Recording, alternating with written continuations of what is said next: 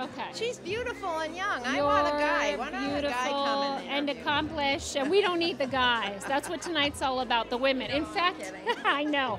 We're having so much fun here tonight, and I feel honored to be chatting with Dr. Carol Harter, of course, a very distinguished woman, and she's entering retirement. So first of all, congratulations to you and your husband. Thank you so much. Yes. How's that going so far? Pretty well. We both like it. We've been working for 51 years, and we thought maybe it was time.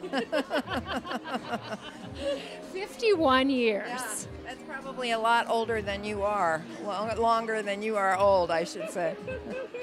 Well, you have done so much with that time, Dr. Carol, and tonight you will be receiving the Spirit of Education Jim Rogers Award. What does that mean to you? Oh, it's a wonderful award to think that people perceive that education is so important that they want to acknowledge the people who try to make it work in our state, and I'm just delighted to receive the award. 11 years as president at UNLV. You are a hardworking lady, Doctor. It's a hard job. I mean, it's an all-consuming kind of job. So, but fun and good. The highs are very high. They're terrific. What are some memorable moments from those years? Well, I think the very first $5 million gift I got was a big-time high. And of course, we just got $30 million from Beverly and Jim Rogers for the Black Mountain Institute. So I both had one going in that was big and good, and the first one. And then as I was about to retire, then the second major gift came for the Black Mountain Institute. So those kinds of private funds are rare and very important to education, and so those are highs. I think another set of highs are where the programs that we were able to develop. I started the law school during my tenure, the architecture school, the dental school, 50 doctoral programs. It really brought UNLV up to a different level of accomplishment, I think, for students and for the community. And those were, every time we got approval for one of those, that was a major high. That is. Yeah. Congratulations. It was good fun. It didn't feel like it always when we were doing it, trying to get all the approvals, through the regents and the legislature and so forth.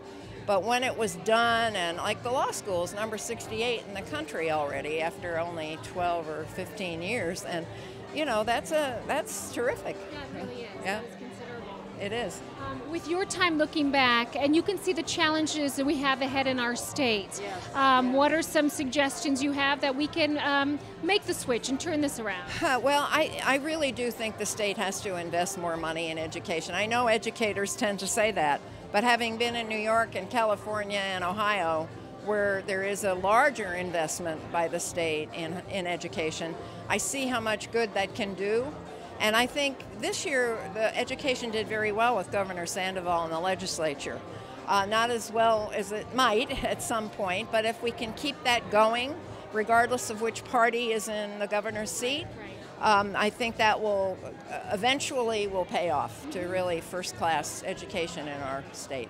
Well, we've had two major changes, as I see it, with the kindergarten eventually phased in, where now it's no longer that $400 a month for people. Very important, really important. And then the private tuition, the $5,000, phased in after parents spend about 90 days in the public, and if they wish to change. Yeah, that's a politically arguable one, because that money could go to public education. That's the argument.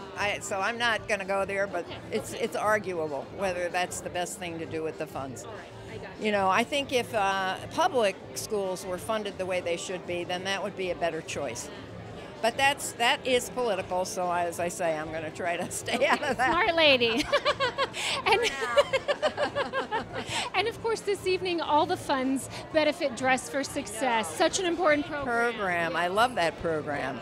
It's really, I gave things. I've given suits and purses and shoes, especially shoes, high heels. I know. Can't wear them anymore.